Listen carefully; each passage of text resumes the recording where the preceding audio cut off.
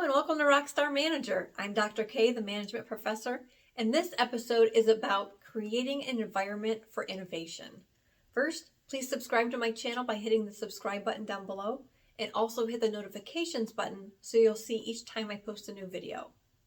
There are multiple factors in creating an environment for innovation.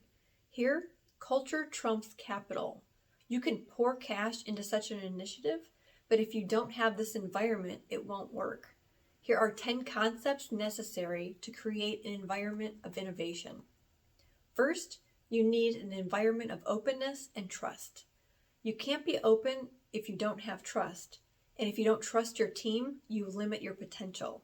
Having an open environment means people feel as though they can share ideas without being criticized. You need to feel comfortable taking risks. Every new idea is a risk. It should change your brand for the better.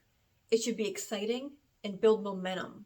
Taking risks doesn't mean you throw mad cash at an idea and hope it sticks. That would need a calculated assessment. However, taking risks means that you may need to spend money to make money, and it's up to you to do your due diligence to make sure that you are very particular where you spend your money and what your expected results are.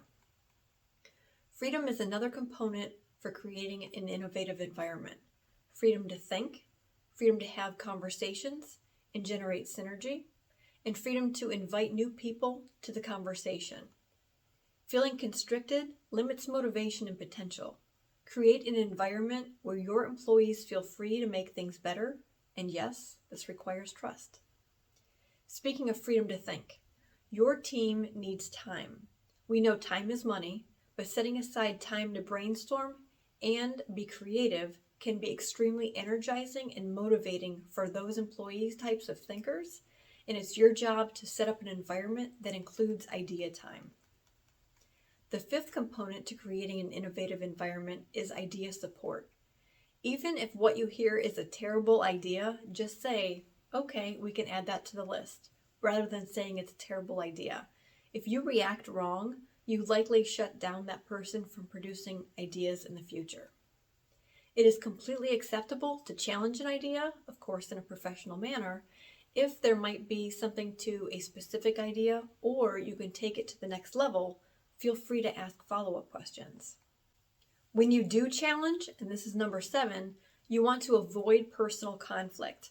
Professional conflict is completely respectable because it is focused on an objective fact rather than a person. When you have a professional environment that turns personal, it can get a little out of control. I have some other videos on conflict resolution on my channel if you'd like to check them out. Likewise, you should have debates on your top ideas. You don't want to invest so much time and money into something that has holes. Make sure you think of multiple scenarios to dot your I's and cross your T's. Keep things fun. Creating a fun environment keeps people coming back to work and pushing to make things better. It's exciting to be part of an enjoyable environment. Lastly, you want to keep diverse styles of thinking at the forefront. Some people are right-brained, some are left-brained, some people are super sensitive, and others ruffle feathers to build frameworks for market share growth. Some people master details, and others have big ideas. Others have different perspectives and experiences. You're going to have a mix of everyone.